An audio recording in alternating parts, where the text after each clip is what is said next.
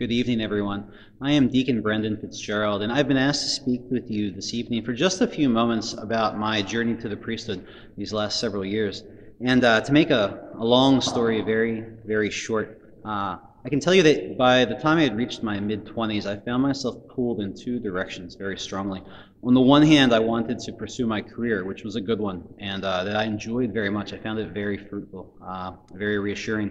And on the other hand, I very much wanted to pursue a graduate degree in philosophy. I had really come to enjoy the study of philosophy in undergraduate school, and I wanted to pursue those studies further and perhaps teach at the university level one day. And so it was in the middle of that sort of struggle between these two ways to take my life that this notion came to me in prayer and reflection one day that I was called to the priesthood. And so that began for me this 5-year period of discernment, of being pulled really in 3 different directions. And it was a long road. It was difficult at times, but through prayer, through conversation, through good counsel, and through good friendship, I eventually arrived at this moment of profound clarity and comfort. I was consoled.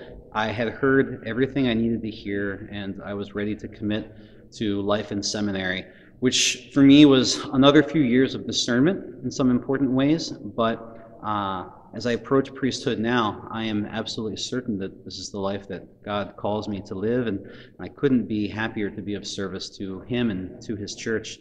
I think that those 5 years of discernment for me were kind of an adventure. I learned more about myself than I ever could have imagined as I was trying to figure out what God wanted me to do with my life. And so as I move forward toward the priesthood, that word adventure, it stays in my mind. I think that priesthood, especially these next couple of years, will absolutely be an adventure. And I look forward to the challenge, to the excitement of the road ahead. I was asked also to give you some advice about these days, about the life of discernment, especially in this climate in which we find ourselves in this time of pandemic. And I think perhaps 2 things come to my mind. The first is that it's almost certainly the case that wherever we are in life right now, we probably have less on our plates to do.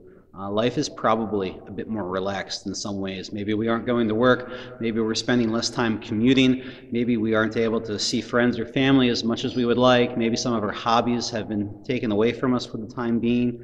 And so with that extra time, we have this wonderful opportunity to pray, to read, to reflect, to discern, to develop new relationships, to search within ourselves for what God is asking us to do. And so I would advise you, don't spend this time in vain. Despite the hardship, there's a gift here for all of us, and I would encourage you to take advantage of these days and weeks and months ahead of us where things are a bit more stripped down, a bit more relaxed for us so that we can grow in clarity and focus, learning more about what God wants us to do with our lives.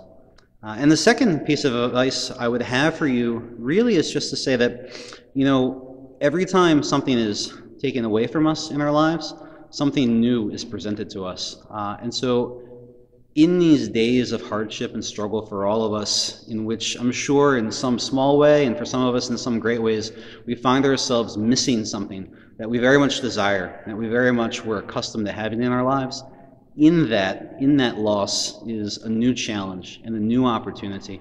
And so I encourage you, search it out, find it, make it your own, and move forward in discernment. Grow in your relationship with God and with His church.